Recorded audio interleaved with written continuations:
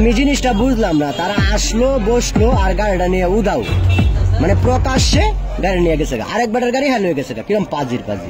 কিন্তু হ্যাঁ কতক্ষণ যাইতে পারবো গাড়িটা ধরে তো না। এই যে ইসলামী ব্যাংকের সামনে থেকে গাড়িটা চুরি করলো, সে যে আসলো কিভাবে গাড়িটাতে বসলো, চাচা দেখেন কি অবস্থা, এমন একটা পরিস্থিতিটা সৃষ্টি করছে। হ্যাঁ চাচা দেখুন গাড়ি নিয়ে গেছে। হ্যাঁ মানে এই যে ইয়া হয়েছে 1 নম্বরে হ্যাঁ ফোনটা দিয়া বলছে যে এখানে গাড়িটা আছে, আর সে আসলো আইসা এভাবে ঘোরাফেরা করছে, কইরা হাইরা গাড়িটা নিয়ে গেছে। মানে বেটা নতুন গাড়িটা কিনে আইনা এখানে রাখলো, আর তারা পিছে পিছে আইছে শোরুম থেকে, আইসা হাইরাই গাড়িটা খুব করে লয়ে গেল। সর্বোচ্চ চুরের টেকনিক থাকলে এভাবে গাড়ি নিয়ে চলে যেতে পারে, কিন্তু তারা যে এই শোরুমের গাড়ি নিয়ে গেল, বেড়া যে এখনো শোরুমে টাকাই দিল না, আর তারা যে এভাবে টাকা না দেওয়াতে গাড়ি লয়ে গেল, তার তো কিছুই না, শোরুমওয়ালা তো তারে ধরবো। মানে সে গাড়িটা নিয়ে কোন পর্যন্ত যাইবো? সিসিটিভি ফুটেজে সব দেখা গেছে কিভাবে গাড়িটা লয়ে গেল। এখন সে ধরা খাবে এন থেকে 10 মাইল 15 মাইল 20 মাইল গাড়িটা নিয়ে কোথায় যাবো?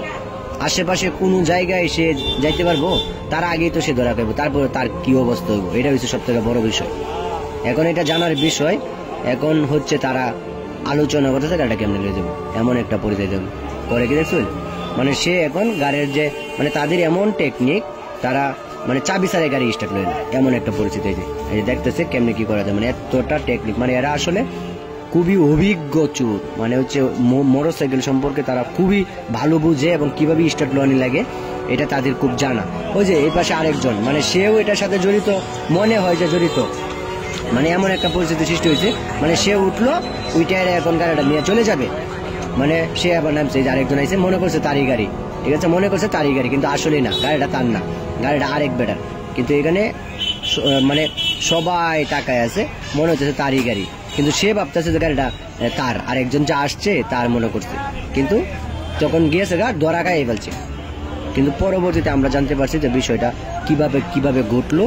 মানে সে আসছে এভাবে, মানে সে যদি মাস্ক পরতো তাহলেও একটা বিষয় আছিল, কিন্তু মাস্ক তো পরে নাই, সে তো প্রকাশ্য দিবালোকে সে ঘোরাফেরা করতেছে, তারা চিনা যেতেছে যে সে আসলে কি ঘটনাটা করছে। মানে সে বুঝেই না যে এই জায়গায় সিসি ক্যামেরা ফিটিং, এটা সে বুঝে নাই।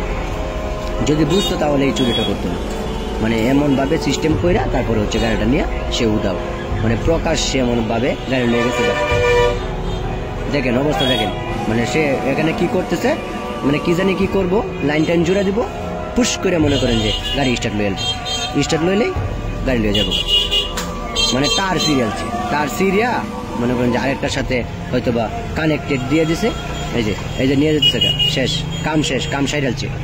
মানে নতুন গাড়ি বেড়া কিনে আনছে একটু আগে, এর মাঝখানে বেড়ার গাড়ি লয়ে উদাও, মানে সবকিছু ওকে, মানে এক গাড়ি চাবি মনে হয়েছে চাবি আছে, মানে এমন অবস্থা পরিস্থিতি শেষ, গাড়ি শেষ মুহূর্তের মধ্যে। মানে বেড়াও সাইড দিয়ে দিচ্ছে যে আরেকজন আইছে, আর এই পাশে একটা গাড়ি রাখা, এটা ছুঁইছে না, ধরছেও না, ওই নতুন গাড়িটা টার্গেট করে ও শোরুম থেকে আইছে, শোরুম থেকে আয়া এভাবে গাড়ি লয়ে গেছে।